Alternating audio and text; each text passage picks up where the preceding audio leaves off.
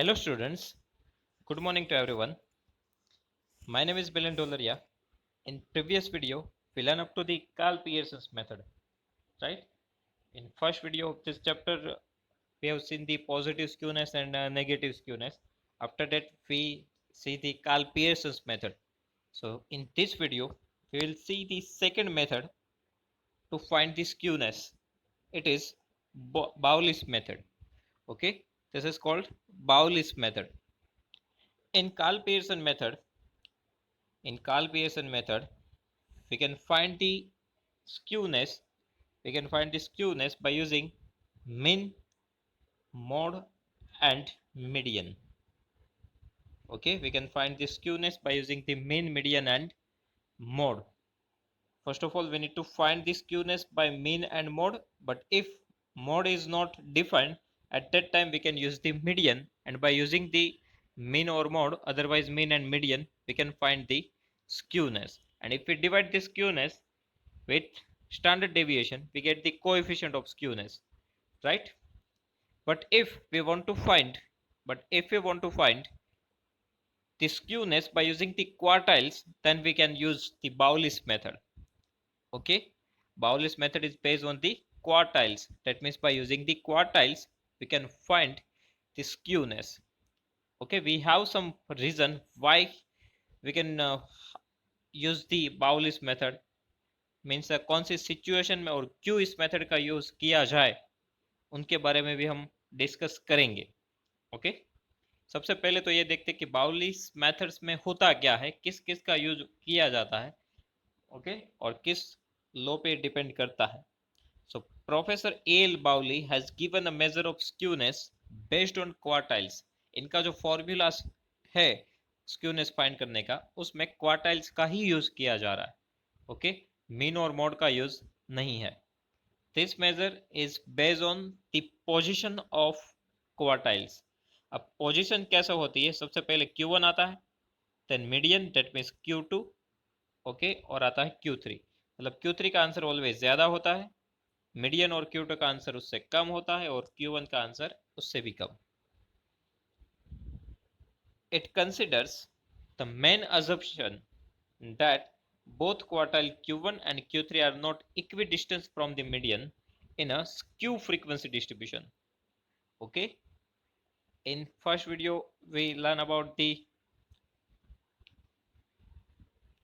skew frequency distribution and symmetric frequency distribution, right? In symmetric frequency distribution,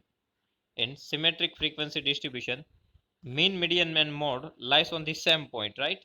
Mean, median, mode lies on the same point. And second thing, it is given to you distance of Q1 and Q3 from this median is same. In symmetric frequency distribution, this distance is same. That means Q3 minus M is equals to M minus Q1. Okay, difference of Q3 and M and difference of M and Q1 both are same in symmetric frequency distribution. But in skew frequency distribution, this distance is different, right? That means Q3 minus M and M minus Q1 both are not same. And one more thing, student, if frequency distribution is symmetric frequency distribution, so the skewness is 0. Okay, in symmetric frequency distribution there is no skewness, that's why answer is 0. Okay, so if we have symmetric frequency distribution and if we find the skewness, so skewness shows 0, because skewness means what, कि symmetric से वो कितना different है. अब symmetric से different ही नहीं है तो फिर आंसर क्या रहेगा, 0. स्क्यूनेस क्या देता है, सिमेट्रिक से कितना डिफरेंस है वो. अब सिमेट्रिक ही हुआ तो फिर डिफरेंस है ही नहीं, डिफरेंस 0 हुआ तो स्क्यूनेस 0 होगा. ओके, अब यहाँ पे ये दोनों डिस्टेंस सेम नहीं होते, Q3 minus M and M minus Q1, तो ये दो डिस्टेंस का यूज करके, मतलब इसमें इक्वल नहीं है तो इक्वल से कितने दूर है, राइट? यदि ये दोनों इक्वल हुए, Q3 minus M and M minus Q1 दोनों इक्वल हुए तो फिर वो सिमेट्रिक है, राइट? बट यदि वो सेम नहीं है तो कितने डिफरेंट है, वही तो शो करता है स्क्यूनेस, राइट? स्क्यूनेस का काम क्या है कि कितना सिमेट्रिक से कितना दूर है, कितना डिफरेंस है. तो हमें ये डिफाइन करना है कि इन दोनों के बीच का जो डिस्टेंस है वो इक्वालिटी से कितना दूर है, वो शो करेगा स्क्यूनेस. सो यहाँ से एस के का फॉर्मूला भी यही है कि इन दोनों का डिफरेंस फाइंड किया जाए कि Q3 माइनस एम और m माइनस Q1 वो सेम नहीं है तो उन दोनों में डिफरेंस क्या है, वो फॉर्मूला है स्क्यूनेस का। यहाँ पे लिखा हुआ है S K is equal to Q3 minus M minus m minus Q1। Okay, मतलब कि यदि ये दोनों डिस्टेंस सेम नहीं है, ओके, सेम है तो सिमेट्रिक है, बट यदि सेम नहीं है तो फिर सेम होने में कितना डिफरेंस है, मतलब इन दोनों के डिस्टेंस में डिफरेंस कितना है, वो जो डिफरेंस आएगा वो क्या रहेगा, स्क्यूनेस, उसको बोला जाता है एस के। सो बाउलिस मेथड का ये फॉर्मूला है स्क्यूनेस फाइंड करने के लिए। Q3 minus M minus Q1, इनका थोड़ा सिंप्लीफाइड वर्जन दिया गया है। पहले इसको एज इट इज लिखो Q3 माइनस एम, देन यहाँ पे नेगेटिव साइन है वो इस ब्रैकेट में अप्लाई करें। ओके, पहले Q3 minus M as it is रहेगा। अब हमारे पास है m माइनस Q1 और before that negative sign, so plus minus minus M and minus minus plus Q1, right. इन दोनों को आप साथ में ले लो, Q3 प्लस Q1, और m कितनी बार है, 2 times, minus minus plus, so 2m and big number sign negative, that means Q3 plus Q1 minus 2m। ये इसका सिंप्लीफाइड वर्जन है, इसका यूज हम करेंगे स्क्यूनेस फाइंड करने के लिए। Okay, Q3 plus Q1 minus 2m। तो यहाँ पे स्क्यूनेस का फॉर्मूला है Q3 minus M minus Q1, उनका सिंप्लीफाइड वर्जन भी है Q3 plus Q1 minus 2m, इसका यूज हम करेंगे। तो ये हुआ स्क्यूनेस बाय बाउलिस मेथड। अब स्क्यूनेस हुआ तो फिर कोएफिशिएंट ऑफ स्क्यूनेस भी आएगा, राइट। तो कोएफिशिएंट ऑफ स्क्यूनेस क्या आएगा, अब कोएफिशिएंट ऑफ स्क्यूनेस में क्या किया जाता है, तो एसके का आंसर आया जिसमें हमने क्या लिया था कि Q3 minus M minus Q3 m minus Q1, इनको आप डिवाइड करो, यहाँ पे जो नेगेटिव साइन है उसकी जगह पे पॉजिटिव साइन लेके डिवाइड करे तो हमें मिलता है कोएफिशिएंट ऑफ स्क्यूनेस। ओके, ये है only skewness, means absolute measure है, इनका यूनिट भी वही आएगा जो ओरिजिनल क्वेश्चन का है, बट यदि हम कोएफिशिएंट ऑफ स्क्यूनेस फाइंड करें तो उनको डिनोट किया जाता है जे से। तो उसमें क्या करना है, इनको ही डिवाइड करना है पॉजिटिव साइन के साथ।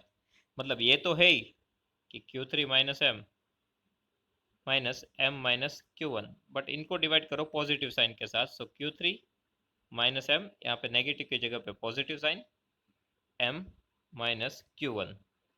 ओके, इनको बोला जाता है कोएफिशिएंट ऑफ स्क्यूनेस, ऊपर नेगेटिव साइन नीचे पॉजिटिव साइन। अब इनका सिंप्लीफाइड वर्जन तो हमने देखा था अभी अभी, राइट। एसके में क्या है वो, Q3 plus Q1 minus 2m, right, Q3 plus Q1 minus 2m। और अब डिनोमिनेटर में देखें तो यहाँ पे है Q3 minus M plus m and plus minus minus Q1। Okay, यहाँ पे minus m plus m cancel हो जाएगा तो बचेगा क्या, Q3 माइनस Q1। ओके, तो डिनोमिनेटर में क्या बचेगा, Q3 माइनस m। सो अल्टरनेट इसका फॉर्मूला क्या होगा, देखो इनका तो हमने सिंप्लीफाइड वर्जन देखा था, वो है Q3 plus Q1 minus 2m, और डिनोमिनेटर क्या रहेगा, Q3 minus Q1, m cut हो जाएगा। तो ये सिंप्लीफाइड वर्जन होगा किसका, कोएफिशिएंट ऑफ स्क्यूनेस का। ओके, तो यहाँ से हमें मिलेगा coefficient of skewness by using the quartiles by Bowley's method. Okay, तो यहाँ पे हमें दो फॉर्मूला याद रखने हैं, मतलब कि टोटल हमारे पास 3 फॉर्मूला है, 3 टू 6 टाइप्स है कि कार्ल पियर्सन की मेथड का यूज किया जाए। उसमें दो फॉर्मूला है, सबसे पहले हम देखेंगे x minus M zero. Okay, और कोएफिशिएंट का फॉर्मूला क्या आएगा, मीन्स के j का x पर minus M zero divided by S. But यदि मोड फाइंड नहीं हो सकता तो फिर यहाँ पे 3 लेना है और मोड की जगह पे मीडियन लेना है। ओके, यहाँ पे भी सेम, ये सेकेंड मेथड हुई, कार्ल पियर्सन की ही है। और थर्ड मेथड जो आएगी वो आएगी बाउलिस। ओके, अब उसमें क्या है formula Q3 plus Q1 minus 2m, और यहाँ पे Q3 plus Q1 minus 2m divided by Q3 minus Q1। तो इतने फॉर्मूलास इस चैप्टर में है जो हमें याद रखने हैं। ओके, अब देखते हैं कि इसमें कौन किससे बड़ा होता है वो, जैसे कि हमने कार्ल पियर्सन की मेथड में भी देखा था, राइट। पॉजिटिव स्क्यूनेस होगा, पॉजिटिव स्क्यूनेस होगा। पॉजिटिव स्क्यूनेस का मीनिंग क्या है कि राइट हैंड साइड पे ज़्यादा खींचा हुआ हो। यदि राइट हैंड साइड पे ज़्यादा खींचा हुआ होगा तो फिर Q3 माइनस m का आंसर ज़्यादा आएगा। ठीक है, पॉजिटिव स्क्यूनेस में क्या होता है, जो एल एंड होता है और राइट हैंड साइड पे ज़्यादा खींचा हुआ रहता है, राइट हैंड साइड पे ज़्यादा खींचा हुआ होगा तो Q3 का जो m से डिफरेंस है वो ज़्यादा रहेगा Q1 से। ओके, ये है पॉजिटिव स्क्यूनेस की कंडीशन, ये भी हमने पॉजिटिव स्क्यूनेस में देखा था, राइट। अब यहाँ से इनको सिंप्लीफाई करें तो आप Q1 को सामने भेज दो और m को भी दूसरी ओर जाने दो। ओके, तो यहाँ पे है Q3 तो है ही, Q1 यहाँ पे आएगा तो प्लस Q1 हो जाएगा, minus Q1 becomes plus Q1, और here less than m plus m। एक m तो ऑलरेडी है ही, दूसरा है नेगेटिव m सामने जाएगा तो वो क्या हो जाएगा, पॉजिटिव m। ओके, तो इनका कंडीशन क्या रहेगी, Q3 प्लस Q1 जो है उनका answer m plus m 2m से ज़्यादा होगा। ओके, ये फर्स्ट कंडीशन है पॉजिटिव स्क्यूनेस की, कि Q3 प्लस Q1 और 2m से कैसा होगा, ज़्यादा। और ऑब्वियसली SK का आंसर भी कैसा आएगा, greater than 0, right. Positive skewness के लिए आंसर कैसा आएगा, पॉजिटिव। तो ये कंडीशन हुई पॉजिटिव स्क्यूनेस के लिए कि Q3 माइनस एम और m माइनस Q1 से ज़्यादा होगा, या तो फिर हम ये भी बोल सकते हैं कि Q3 प्लस Q1 उनकी वैल्यू 2m से ज़्यादा होगी, अदरवाइज हम बोल सकते हैं SK का आंसर 0 से ज़्यादा आएगा। ओके, और दूसरी कंडीशन जो कि है नेगेटिव स्क्यू डिस्ट्रीब्यूशन के लिए, राइट। नेगेटिव स्क्यूनेस में क्या होगा, यहाँ पे जो एंड है वो लेफ्ट हैंड साइड पे ज़्यादा हुआ खींचा रहेगा, राइट। लेफ्ट हैंड साइड पे ज़्यादा खींचा हुआ रहेगा, like this. Left hand side पे ज़्यादा खींचा हुआ रहा तो फिर इफेक्ट क्या आएगी कि m माइनस Q1 है उनका आंसर ज़्यादा आएगा, किससे, Q3 माइनस m से। ओके, यदि नेगेटिव स्क्यूनेस हुआ तो लेफ्ट हैंड साइड पे ज़्यादा खींचा हुआ रहेगा तो m माइनस Q1 जो है उसका आंसर ज़्यादा आएगा। अब इसका आंसर ज़्यादा आएगा तो यहाँ से हम क्या फाइंड कर सकते हैं कि Q1 को left hand right hand side पे भेजो और m को लेफ्ट हैंड साइड पे, तो एक m तो ऑलरेडी यहाँ पे है ही, ये नेगेटिव m यहाँ पे आके हो जाएगा पॉजिटिव m, और किससे ज़्यादा होगा वो, यहाँ पे Q3 तो है ही, Q1 को सामने भेजो तो वो भी हो जाएगा positive, so Q3 plus Q1। Okay, now here m plus m 2m, m plus m क्या हो जाएगा 2m, किससे ज़्यादा होगा वो, Q3 प्लस Q1 से, मतलब कि Q3 प्लस Q1 है उससे ज़्यादा आंसर आएगा 2m का। तो ये भी एक कंडीशन हुई नेगेटिव स्क्यूनेस के लिए। ओके, Q3 प्लस Q1 और 2m से कैसा आएगा, छोटा, मतलब Q3 माइनस m उसका आंसर m माइनस Q1 से कम आएगा, और यहाँ पे Q3 प्लस Q1 का आंसर कैसा आएगा, 2m से कम, और स्क्यूनेस का आंसर भी कैसा आएगा, लेस देन 0, मीन्स कि नेगेटिव में जाएगा। ओके, और यहाँ पे लिखा है कि यदि ये फ्रीक्वेंसी डिस्ट्रीब्यूशन सिमेट्रिक हुआ, ओके, यदि ये सिमेट्रिक हुआ तो फिर ये दोनों डिस्टेंस सेम हो जाएंगे, Q3 माइनस m और m माइनस Q1, राइट। तो ये दोनों सेम हो जाएंगे, और अब इसको यहाँ पे ट्रांसफर करो, इसको यहाँ पे, तो Q3 plus Q1 is equal to मिलेगा 2m। ओके, और S के क्या हो जाएगा, 0, स्क्यूनेस क्या मिल जाएगा, 0, क्योंकि सिमेट्रिक के लिए तो स्क्यूनेस क्या आएगा, 0, तो उसमें तो कोई वेरिएशन है ही नहीं। ओके, तो यहाँ से हमने कंडीशन निकाली, फॉर्मूला के बेस पे भी हम कंडीशन फाइंड कर सकते हैं, राइट। SK का फॉर्मूला क्या है, Q3 plus Q1 minus 2m। Okay, तो यदि पॉजिटिव स्क्यूनेस हुआ तो SK का आंसर कैसा आएगा, पॉजिटिव। पॉजिटिव स्क्यूनेस के लिए SK का आंसर कैसा आएगा, पॉजिटिव, मीन्स कि पॉजिटिव वैल्यू है उनका आंसर नेगेटिव वैल्यू से कैसा रहेगा, ज़्यादा। इसलिए कंडीशन बनी थी Q3 plus Q1 which is greater than 2m। Okay, similarly negative skewness के लिए क्या होगा कि नेगेटिव वाली वैल्यू है वो ज़्यादा हो जाएगी, तभी तो आंसर नेगेटिव जाता है, राइट। नेगेटिव वाली वैल्यू है वो ज़्यादा हो जाएगी, मीन्स कि Q3 प्लस Q1 है, उनका आंसर 2m से कम होगा इस बार, इसलिए नेगेटिव में आंसर जाएगा। और यदि ये दोनों इक्वल हुए, okay, so Q3 plus Q1 and 2m दोनों इक्वल हुए तो बीच में नेगेटिव साइन है, दोनों इक्वल हुए तो दोनों कट हो जाएंगे, तो आंसर क्या मिल जाएगा, 0। तो इस तरीके से हमें कंडीशन मिलेगी पॉजिटिव, नेगेटिव और सिमेट्रिक के लिए। यहाँ पे और की एक चीज दी है, the measure of skewness obtained by this formula is called Bowley's coefficient of skewness, right? We know that the value of Q3 minus m and m minus Q1 are positive. ये तो पॉजिटिव आएगी Q3 minus M, because Q1 से ज़्यादा answer होता है median का और median से ज़्यादा Q3 का, तो Q3 का आंसर ज़्यादा है तो Q3 माइनस एम तो पॉजिटिव ही आएगा। ठीक उसी तरीके से m माइनस Q1 वो भी कैसा आएगा, पॉजिटिव, क्योंकि यहाँ पे m का आंसर ज़्यादा है, ठीक है। तो Q3 माइनस एम मतलब कि जो हमारे पास डिस्टेंसेस है Q3 minus M and m minus Q1 वो दोनों कैसे आएंगे, पॉजिटिव। अब दूसरी चीज़ क्या है, यदि हम j के बारे में सोचें, मीन्स कोएफिशिएंट ऑफ स्क्यूनेस, तो दो पॉजिटिव वैल्यू का आप सब्ट्रैक्शन करो और उसी पॉजिटिव वैल्यू के साथ आप ऐड कर दो, तो फिर डिनोमिनेटर ऑब्वियसली क्या रहेगा, ज़्यादा, राइट। तो डिनोमिनेटर का आंसर कैसा आएगा, ज़्यादा।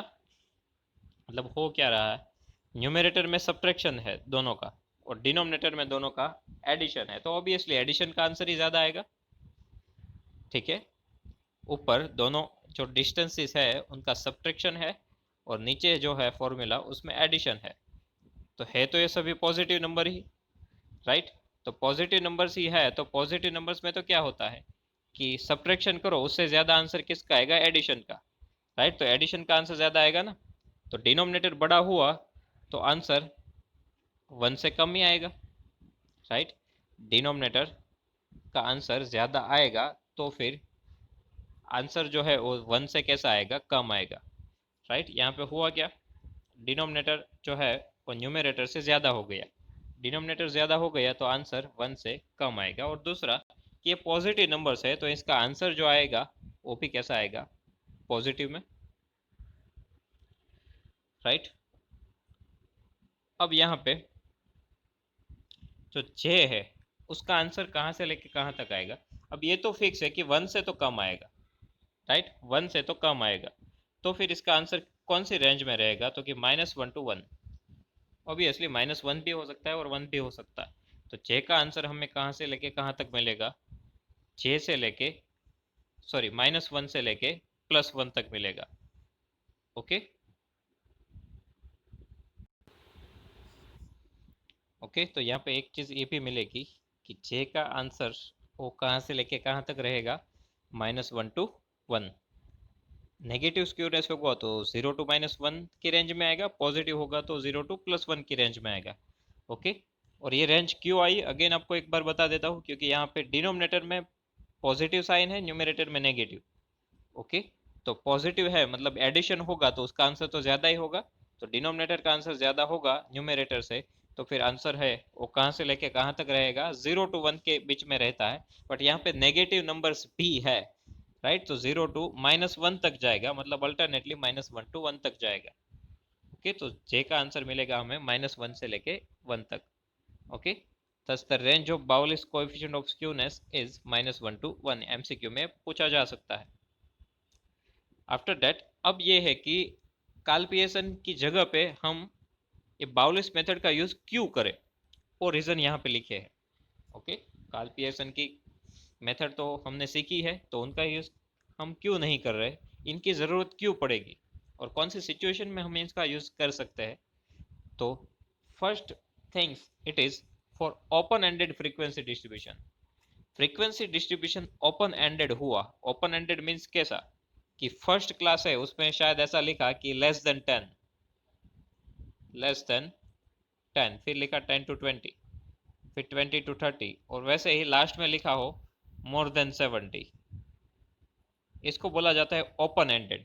मतलब इनका जो एंड है वो ओपन है, लेस देन 10 बस, बट कहाँ से लेके वो डिफाइन नहीं है। यहाँ पे मोर देन 70 है, बट 72 कहाँ तक, वो तो इनफाइनाइट तक भी जा सकता है, इसलिए इसको बोला जाता है ओपन एंडेड।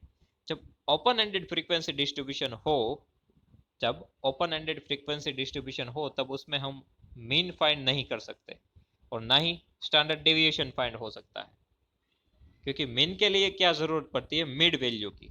अब मिड वैल्यू तो आप तभी फाइंड कर पाओगे जब आपका क्लास है वो स्पेसिफिकली फिक्स डिजाइन डिस्प्ले किया गया हो। मतलब मान लो कि 10 to 20 है तो उनकी मिड वैल्यू तो हम फाइंड कर सकते हैं। अब लेस देन 10 की मिड वैल्यू कैसे फाइंड करें, क्योंकि मिड वैल्यू का फॉर्मूला क्या है, upper limit plus lower limit divided by 2। यहाँ पे तो एक ही लिमिट दी हुई है, दूसरी तो इनफाइनाइट तक जा रही है, तो मिड वैल्यू फाइंड नहीं हो पाएगी। मिड वैल्यू फाइंड नहीं हो पाएगी तो मीन फाइंड नहीं हो पाएगा, मीन फाइंड नहीं हो पाएगा तो स्टैंडर्ड डेविएशन फाइंड नहीं हो पाएगा। इसलिए ओपन एंडेड फ्रीक्वेंसी डिस्ट्रीब्यूशन हो तब मीन और स्टैंडर्ड डेविएशन फाइंड नहीं हो सकते, मतलब कि हम कार्ल पियर्सन के मेथड का यूज नहीं कर सकते, क्योंकि कार्ल पियर्सन में तो हमें मीन का यूज करना है, स्टैंडर्ड डेविएशन का यूज करना है, ये दोनों तो फाइंड ही नहीं हो पाएंगे। तो ऐसे केसेस में हम क्या करेंगे, बाउलिस मेथड का यूज करेंगे, क्योंकि बाउलिस मेथड में क्वार्टाइल्स है, right, Q1 Q2 and Q3। Q1 Q2 Q3 हम ओपन एंडेड हो फ्रीक्वेंसी डिस्ट्रीब्यूशन फिर भी फाइंड कर सकते हैं, राइट, क्योंकि इसमें तो हमें क्या देखना होता है, CF पे से क्लास डिफाइन होता है, तो CF तो हम फाइंड कर ही सकते हैं, क्लास ओपन एंडेड हो या क्लोज एंडेड हो। ओके, तो ऐसे केसेस में हम बाउलिस मेथड से स्क्यूनेस और कोएफिशिएंट ऑफ स्क्यूनेस फाइंड करेंगे, कब, जब फ्रीक्वेंसी डिस्ट्रीब्यूशन ओपन एंडेड होगा। ओके, दूसरा है बाउलिस method is appropriate when skewness is to found using the positional average which are quartiles and median।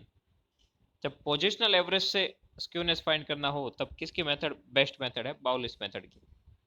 Okay, तो यहाँ पे दो इनकी एप्लीकेशन दी है, ये तो वेरी बेसिक एप्लीकेशन है कि ओपन एंडेड हुआ तो फिर हमारे पास कोई चांस ही नहीं है कि हम कार्ल पियर्सन का यूज करें। ओके, और काफ़ी बार क्वेश्चन में ये भी पूछा जा सकता है, फ्रीक्वेंसी डिस्ट्रीब्यूशन दे दिया जाता है और लिखा है कि find the coefficient of skewness by appropriate method. Okay, in appropriate method we need to check that if open ended is there, so we need to use Bowley's, but if we have close ended then definitely we need to go with the Karl Pearson's method। Okay, because Karl Pearson's method is the best method than the Bowley's method। Karl Pearson के method best है बाउली से, यदि मतलब दोनों method find हो सकती है और यदि क्वेश्चन में कुछ नहीं दिया है तो हम कार्ल पियर्सन के मेथड का ही यूज करेंगे। ओके, दोनों मेथड का यूज किया जा सके वैसी सिचुएशन हो और क्वेश्चन में स्पेसिफाई ना किया हो तो फिर हम कार्ल पियर्सन की मेथड का यूज करेंगे, बट यदि ओपन एंडेड हुआ तो फिर हम बिना पूछे बाउलिस मेथड की ओर देखेंगे। ओके, जब पोजिशनल एवरेज से फाइंड करना हो स्क्यूनेस तब बाउलिस मेथड अप्रोप्रिएट है। तो ये दो टॉपिक इनके भी है, तो यहाँ पे हमें फॉर्मूलाज लर्न करने पड़ेंगे। ओके, और लास्ट थियरी का जो टॉपिक है वो है इन दोनों की comparison of two method of coefficient of skewness. अब इनकी कंपैरिजन में क्या है, so the values of coefficient of skewness computed by Karl Pearson's method and Bowley's method are generally not same and as they are based on different averages। मतलब दोनों ही method से आप find करो स्क्यूनेस तो इन दोनों का आंसर डिफरेंट आता है। मतलब ऐसा नहीं है कि आप दूसरी मेथड यूज करोगे तो भी आंसर सेम आएगा, नहीं, इन दोनों मेथड में आंसर डिफरेंट डिफरेंट आता है, क्योंकि दोनों में जो बेसिस है वो डिफरेंट है, दोनों की डिफरेंट एवरेजेस है। ओके, तो इन दोनों मेथड से यदि आप किसी सिंगल क्वेश्चन का आंसर फाइंड करो तो आंसर सेम आ भी सकता है और नहीं भी, मतलब ऐसा जरूरी नहीं कि आंसर सेम ही आएगा, डिफरेंट भी आ सकता है। Okay, mean median and mode are used as average along with the standard deviation in Karl Pearson method. तो कार्ल पियर्सन के मेथड में किसका यूज होता है, मीन मीडियन मोड और उसके साथ स्टैंडर्ड डेविएशन का। On the other hand Bowley's method में क्या यूज होता है, positional average such as quartiles are used in Bowley's method। Thus both the methods are based on different average, means दोनों में different average ली जाती है।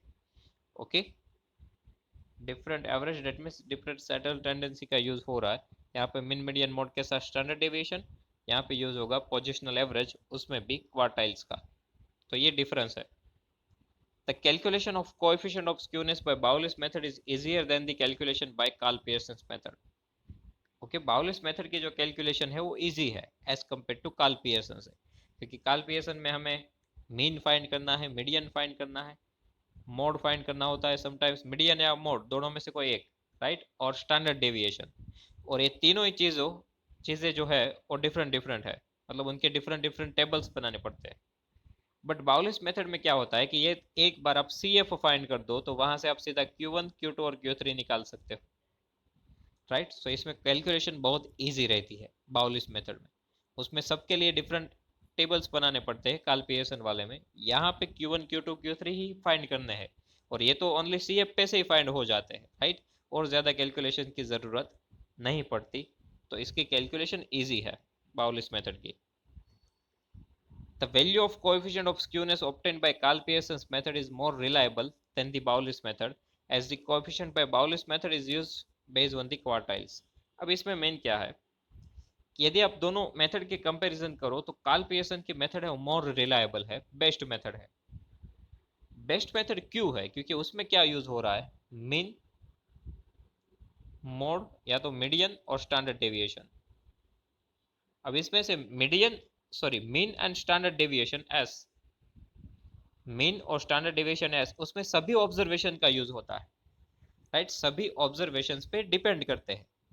But यदि आप बाउलिस मेथड की ओर देखोगे तो वहां पे तो Q1 Q2 और Q3 ही फाइंड करना है, इसमें सभी ऑब्जर्वेशन का यूज नहीं होता, ओनली CF का यूज किया जाता है, राइट, और CF में भी जिस क्लास में वो बिलोंग करता है उसी क्लास का हम यूज करते हैं, मतलब Q1 क्लास, Q2 क्लास और Q3 क्लास, बाकी सारे ऑब्जर्वेशंस को इग्नोर किया जाता है बाउलिस मेथड में, राइट। बाउलिस मेथड में हमें क्या फाइंड करना है, Q1 Q2 Q3, उनके लिए सभी ऑब्जर्वेशन की जरूरत नहीं पड़ती।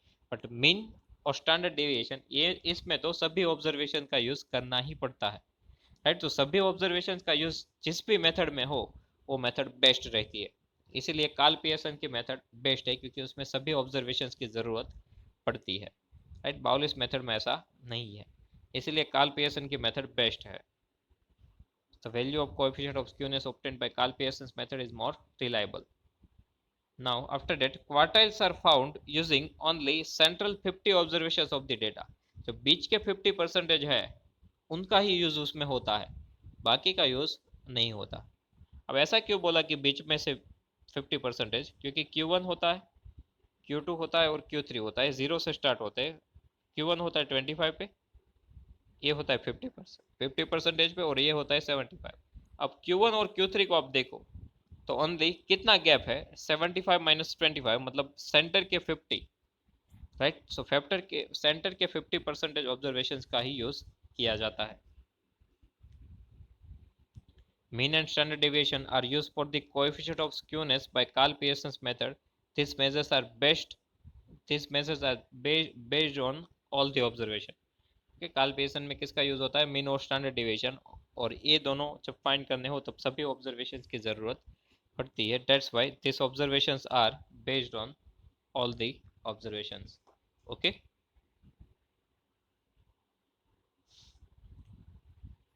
after that, skewness and its coefficient can only be found by Bowles method for frequency distribution with open ended classes. मतलब open ended classes है तो only Bowles method का ही यूज होगा।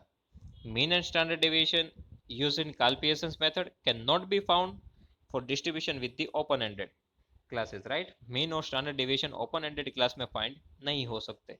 In Carl Pearson's method, the absolute measure x minus x bar minus m0 for skewness, means mean minus mode for skewness, is divided by the standard deviation to obtain the coefficient of skewness, whereas absolute measure of skewness q3 minus m minus q1 is divided by the q3 minus q1 to find its coefficient by Bowles method. मतलब ये तो एक तरीके से formula ही लिखे हैं, right, कि Karl Pearson के मेथड में क्या होता है कि इन दोनों को किससे डिवाइड किया जाता है, एस से, और बाउलिस मेथड में क्या होता है कि Q3 माइनस एम है, उनको उनमें से डिफरेंस लिया जाता है m माइनस Q1 का, और इनको किससे डिवाइड किया जाता है, Q3 माइनस Q1। ये सिंपलेस्ट फॉर्म में लिखा है, राइट। अदरवाइज यहाँ पे हमें पॉजिटिव लाइन लेके चलना होता है, पॉजिटिव साइन, बट वो पॉजिटिव साइन लेंगे तो हमें क्या मिलेगा, Q3 माइनस Q1। तो हमें इनको किससे डिवाइड करना है, Q3 माइनस Q1 से, वही यहाँ पे है। We should also note that it is an inappropriate to compare the values obtained by Carl Pearson's formula to the one computed by Bowley's formula। मतलब ये दोनों डिफरेंट डिफरेंट मेथड है, Karl Pearson और बाउलिस दोनों में डिफरेंट डिफरेंट टर्म्स का use होता है।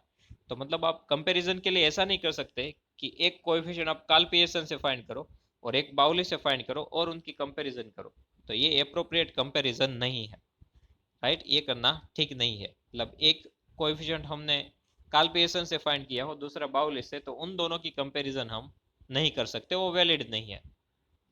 ओके, इसलिए यहाँ पे लिखा है inappropriate to find out the values by Karl Pearson to one computed by Bowley's. मतलब एक दूसरे की कंपैरिजन नहीं करनी चाहिए। यदि कंपैरिजन ही करनी हो तो दोनों का कोएफिशिएंट आप कार्ल पियर्सन से फाइंड करो या दोनों का कोएफिशिएंट बाउलिस से फाइंड करो और फिर कंपैरिजन करो। बट एक का कार्ल पियर्सन से और दूसरा बाउलिस से, ये ठीक नहीं होगा, मतलब ये हमें नहीं करना है। If the coefficient of skewness j is equals to 0, it indicates the absence of skewness, which means that the distribution is symmetric। Okay, यदि j 0 शो करता है उसका मीनिंग क्या होगा। अब j 0 मीन्स के इसका फॉर्मूला है s के बाई s कार्ल पियर्सन में, राइट। वैसे दोनों बाउली और कार्ल पियर्सन दोनों में न्यूमरेटर तो s के ही होता है, राइट, एब्सोल्यूट मेजर। अब j 0 होगा तो इसका न्यूमरेटर भी क्या होगा, 0। तो s के 0 आएगा, उसका मीनिंग क्या है कि स्क्यूनेस है ही नहीं, that is absence of skewness. Okay, so j का आंसर 0 आए मतलब कि कोएफिशिएंट ऑफ स्क्यूनेस का, अदरवाइज स्क्यूनेस s के का आंसर 0 आए, दोनों क्या शो करते हैं, absence of skewness, which means that absence of skewness. अब स्क्यूनेस है ही नहीं तो डिस्ट्रीब्यूशन कैसा रहेगा, symmetric. Although it is possible in some cases that the frequency curve of the distribution has positive or negative skewness even if j is equals to 0। sometimes ऐसा भी होता है कि j का आंसर 0 हो फिर भी जो स्क्यूनेस है वो पॉजिटिव या नेगेटिव हो सकता है। ओके, ऐसा किस लिए दिया है, although it is possible to in some cases that the frequency curve of the distribution has positive or negative skewness even if the j is equal to 0। Sometime ऐसा भी होता है कि j का आंसर 0 आएगा बट फिर भी उस पर पॉजिटिव या नेगेटिव स्क्यूनेस हो सकता है। मतलब ऐसा भी हो सकता है कि आप बाउलिस मेथड से फाइंड करो तो 0 आए, कार्ल पियर्सन के मेथड से थोड़ा डिफरेंट आए, ऐसी भी पॉसिबिलिटीज है। ओके, तो सम केसेस ऐसे है जहाँ पे j का आंसर 0 होगा फिर भी स्क्यूनेस जो है वो पॉजिटिव या नेगेटिव हो सकता है। आफ्टर दैट यहाँ पे एक एग्जांपल दिया है, ओके, उसमें दो सिटी की डिटेल दी है, यहाँ पे बाकी सब दिए हैं, मीन क्या है, मीडियन क्या है, स्टैंडर्ड डेविएशन क्या है, फर्स्ट क्वार्टाइल क्या है और थर्ड क्वार्टाइल क्या है, इतनी वैल्यूज दी हुई है। अब इनके बेस पे यहाँ पे क्या फाइंड किया गया है,